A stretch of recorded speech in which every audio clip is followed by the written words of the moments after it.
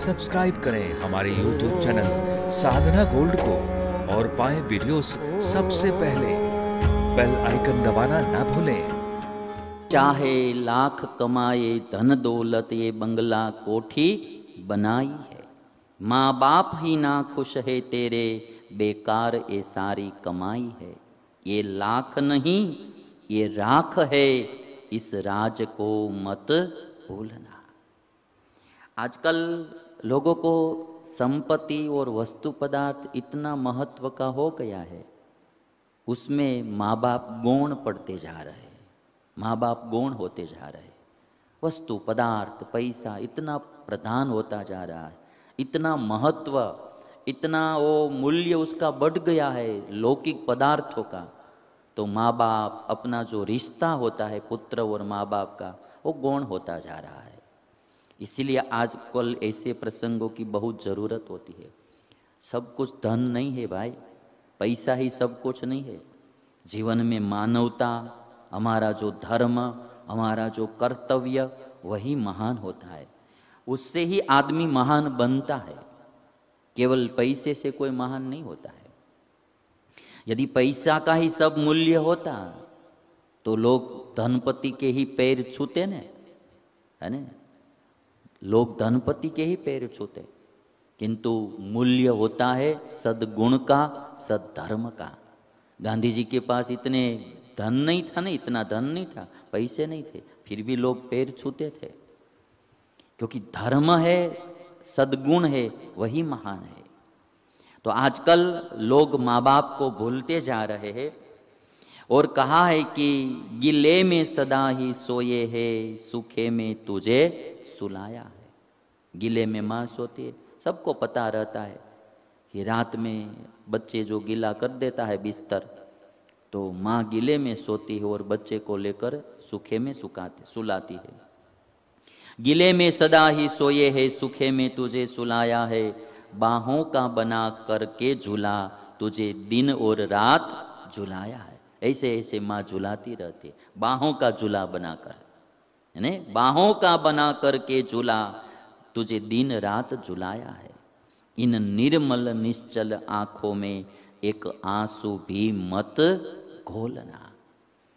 आजकल लोगों को पुत्रों के कारण ही माँ बाप की आंखों में आंसू आते होते हैं। हमारे यहाँ गुजरात में कहा जाता है कि माँ बाप की आंखों में 2 बार आंसू आते हैं। एक बार जब पुत्री घर छोड़े और पुत्र तर छोड़े। गुजराती में ऐसा कहा जाता है, माता पिता की आंख में 2 बार आंसू आते हैं। पुत्री घर छोड़े मीन्स की पुत्री जब घर छोड़कर ससुराल जाती है तब माँ बाप की आंख में आंसू आते हैं। और पुत्र तर छोड़े, पुत्री घर छोड़े और पुत्र तर छोड़े मीन्स पुत्र तिरस्कृत करता है जब माँ बाप को, साथ में नहीं रखता है या वृद्धाश्रम में भेज देता है, या 4 भाइयों में बारी बारी से 2-2, 3-3 महीने रखते हैं, ध्यान नहीं देते हैं, तो माँ बाप की आंख में आंसू आते हैं। ये 2 बात में आंसू आते हैं। और इसीलिए किसी ने कहा कि माँ बाप के चेहरे पर हमेशा स्मित होना चाहिए, माँ बाप के चेहरे पर हमेशा स्मित होना चाहिए, और उस स्मित का कारण पुत्र होना चाहिए, और उस स्मित का कारण पुत्र होना चाहिए, है ना? और कोई तो स्मित ला देते हैं तो उसमें कोई बड़ी बात नहीं, पुत्रों के से, पुत्र वधुओं से माँ बाप और सास ससुर के मुंह पर स्मित होना चाहिए। और किसी ने एक बात बहुत अच्छी कही कि माँ बाप हमारे लिए एटीएम कार्ड बन सकते हैं, तो हमें उनके लिए आधार कार्ड बनना चाहिए। माँ बाप हमारे लिए पूरी जिंदगी एटीएम कार्ड बने हैं, तो हमें उनके लिए आधार कार्ड, वृद्धावस्था में उनका आधार बनना चाहिए। एक माँ बाप ये काम कर सकते हैं। और ऐसे थोड़े कुछ तो सभी के जीवन में माँ बाप के उपकार होते हैं, और लोग आज छोटी छोटी चीजों में माँ बाप को भूलने लगे हैं। और इसीलिए ये बात याद रखनी चाहिए। गणपति दादा की एक बात सुनाता हूं मैं, शिव पुराण में लिखी है कि गणपति दादा के माता पिता शंकर और पार्वती दोनों ने एक दिन कहा कार्तिकेय और गणपति दोनों भाइयों को कि जो सबसे पहले पृथ्वी की परिक्रमा करके आएगा उसका विवाह पहले होगा।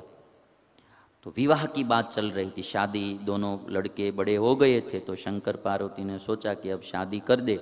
तो किसकी शादी पहले करेंगे? तो सोचा कि जो पहले पृथ्वी की परिक्रमा करके आ जाते हैं, सब तीर्थों की परिक्रमा, तो उनकी शादी पहले होगी। तो कार्तिकेय स्वामी और गणपति दादा। कार्तिकेय स्वामी के मंदिर साउथ इंडिया में बहुत होते हैं, दक्षिण भारत में। तो दोनों को कहा शंकर पार्वती ने कि आप दोनों जाओ परिक्रमा करके आओ। तो कार्तिकेय स्वामी का तो वाहन जो होता है वो मयूर होता है, मोर। वो तो तुरंत एकदम उठा लिया मयूर को और उड़ते उड़ते चल पड़े। तो टेक ऑफ करने में देर नहीं लगती है, तो तुरंत उठा लिया।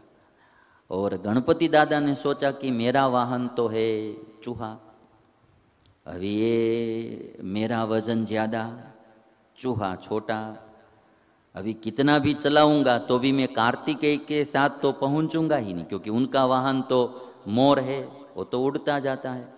और अभी ये जो चूहा है उसको ज़्यादा लीवर देते हैं तो वो ऐसे ही लुढ़क जाता है, यानी ज़्यादा लीवर भी नहीं दे सकते इस गाड़ी को, अभी भी चूहा छोटा होता है तो लुढ़क जाता है।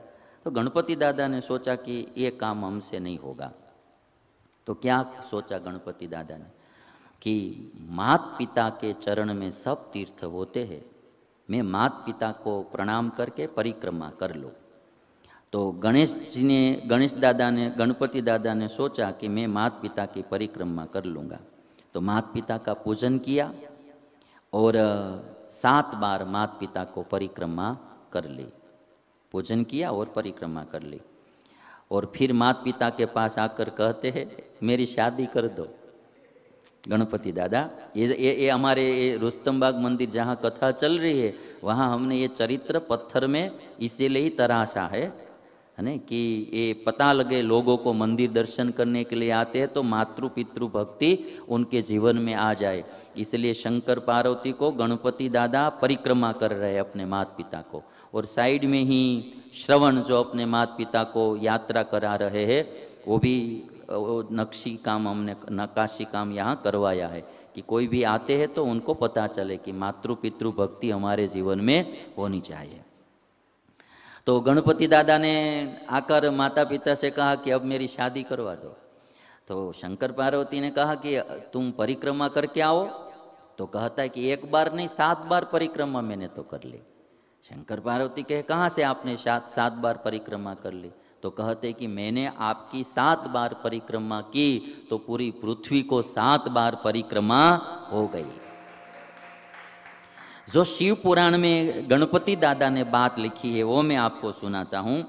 गणपति दादा शिव पुराण में ये बात कहते हैं क्या, पित्रोश्च पूजनम कृत्वा प्रक्रांतिं च करोति यः तस्य वै पृथ्वी जन्य फलम भवति निश्चितम। पित्रोश्च पूजनम कृत्वा, माता पिता का पूजन करके, प्रक्रांतिं च करोति, यह परिक्रमा जो करता है, तस्य वै पृथ्वी जन्य फलम भवति निश्चितम, पृथ्वी की परिक्रमा करने का फल उसको मिल जाता है। पुत्रस्य च महतीर्थम पित्रोश्च चरण पंकजम, पुत्र के लिए सबसे बड़ा तीर्थ अपने माता पिता का चरण है। अन्य तीर्थम तु दुरैवे गत्वा संप्राप्यते पुनः, अन्य तीर्थ तो दूर होता है, वहां जाएंगे तब तीर्थ प्राप्ति होगी, और माता पिता रूपी तीर्थ तो साथ में ही होता है। ये बात किसने बताई? गणपति दादा ने बताई। गणपति दादा ने ये बात बताई, शिव पुराण का श्लोक मैंने कहा। और इसीलिए हमारे यहाँ सचिन में एक भाई रहते हैं, नाम तो अभी मैं भूल गया हूँ, सोनी परिवार है, और भरत भाई ने, भरत भाई सोनी, तो नर्मदा तट पर, नर्मदा नदी के तट पर उनके गुरु का आश्रम, एक दिन पूरा संघ नर्मदा नदी की परिक्रमा करने के लिए जा रहा था, पूरी नदी की परिक्रमा नर्मदा नदी की। तो कहा भरत भाई ने कि मैं भी जाना चाहता हूँ। तो गुरुजी ने कहा कि आपको नहीं जाना है, आप नर्मदा नदी का पानी एक कलश भर के घर ले जाओ, आपके माताजी को बिठाकर कलश वहाँ स्थापित करके अपने माता पिता को परिक्रमा कर लेना, तो आपको नर्मदा नदी की परिक्रमा हो गई। और वो भाई आए और घर पे अपनी माताजी को बिठाया, पूजन किया और पति पत्नी दोनों ने अपनी माताजी की परिक्रमा, माता की परिक्रमा की।